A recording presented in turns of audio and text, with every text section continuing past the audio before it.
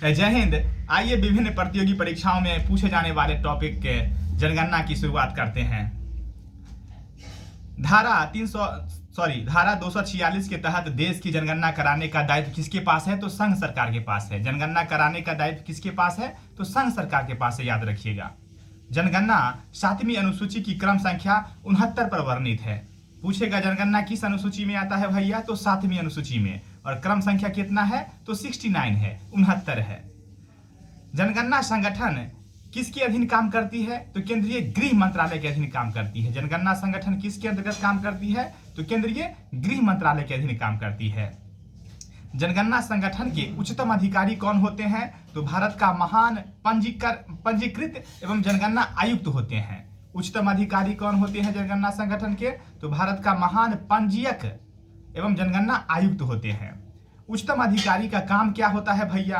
तो जनगणना संबंधी कार्यों को निर्देशित करना। क्या करना? जनगणना संबंधी कार्यों को निर्देशित करना। वह जनगणना के आंकड़े को जारी करने का काम कौन करता है? उच्चतम अधिकारी करते हैं, जो भारत का महापंजीकृत व जनगणना आयुक्त होते हैं।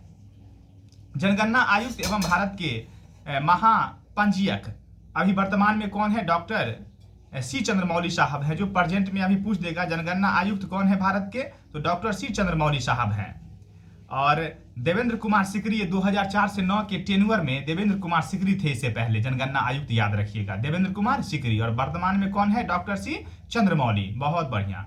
2011 की जनगणना 15वीं जनगणना है। क्यावीं जनगणना है? 2011 की जनगणना 15वीं जनगणना है। और पूछ देगा स्वतंत्र भारत की क्यावीं जनगणना है? तो 7वीं जनगणना है, जो 1 अप्रैल 2010 से शुरू की गई थी। स्वतंत्र भारत की 7वीं जनगणना कब से शुरू की गई थी? तो 1 अप्रैल 2010 ईस्वी से। और भारत की क्यावीं टोटल जनगणना है? ये 15वीं जनगणना है।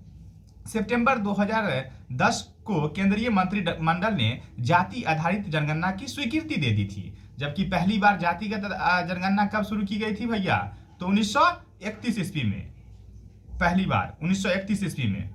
जनगणना 2011 का शुभंकर क्या है? तो प्रगणक शिक्षिका है। क्या है जनगणना 2011 का शुभंकर? प्रगणक शिक्षिका है। जबकि जनगणना 2011 का आदर्श वाक्य क्या है? हमारी जनगणना हमारा भविष्य है। हमारी जनगणना हमारा भविष्य क्या है?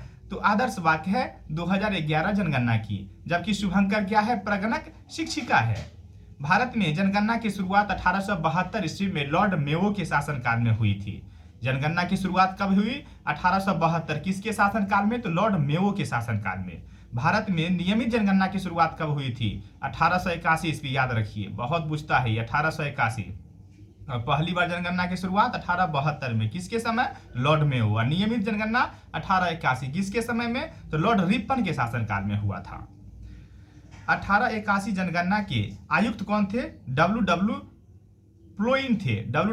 प्लोडन थे, याद रखिएगा।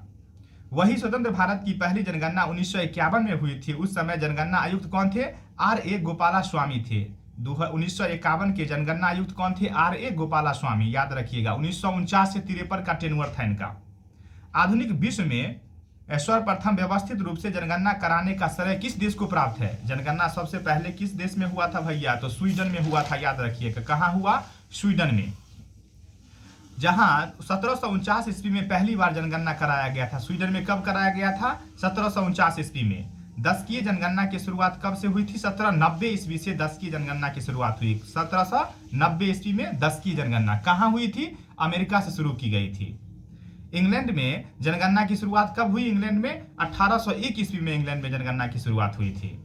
जनगणना 2011 के तहत पहली बार राष्ट्रीय जनसंख्या रजिस्टर तैयार किया गया था, जिसमें देश के सभी नागरिकों को 15 विवरण दर्ज कराने के अतिरिक्त 15 वर्ष या इससे ऊपर के वयस्क सभी नागरिकों को बायोमेट्रिक्स आंकड़े एकत्रित किए गए थे।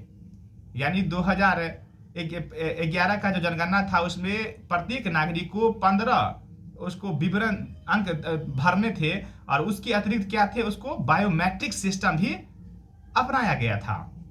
राष्ट्रीय जनसंख्या नीति 2000 के अनुसार 2024 ईस्वी तक जनसंख्या स्थिरता प्राप्त करने का लक्ष्य है। जनसंख्या स्थिरता प्राप्त करने का लक्ष्य कब तक है भैया? 2024 तक।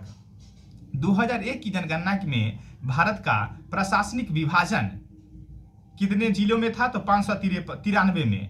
2001 में कितना जिला था? तो 593। और जबकि 2011 जनगणना में यह विभाजन करके कितना हो गया है? 640 हो गया है। 2001 में 593 जिला था, अभी 2011 में जनगणना हुआ तो 640 हो गए।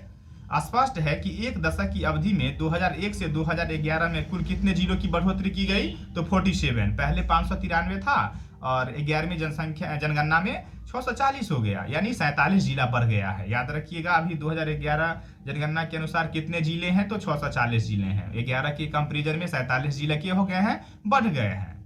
महान विभाजन वर्ष भारत के जनांकीय इतिहास में 1921 ईस्वी का महान विभाजक की संज्ञा दी गई है। महान विभाजक की संज्ञा किस वर्ष को दी गई है? तो 1921 ईस्वी को। खूब क्वेश्चन पूछता है यहाँ से। 1911 से 21 के दौरान भारत में जनसंख्या की दशकीय वृद्धि ऋणात्मक हो गई थी। 0.31% की कमी की गई थी। कब? 1911 से 21 के दशक में, जिसके फलस्वरूप भारत की जनसंख्या में 77 लाख की कमी की गई थी। 1911 से 21 के समय में, दशक में कितने लाख की कमी हो गई थी जनसंख्या में? 77 लाख की गिरावट आ गई थी, कमी आ गई थी। इसीलिए 1921 ईस्वी को विभाजक वर्ष की संज्ञा दी गई है, 77 लाख की कमी के कारण 1911 से 21 के दशक को। भारत की जनसंख्या में सर्वाधिक औसत वार्षिक घातीय वृद्धि किस वर्ष दर्ज की गई? तो 1961 से 77 ईस्वी के बीच में।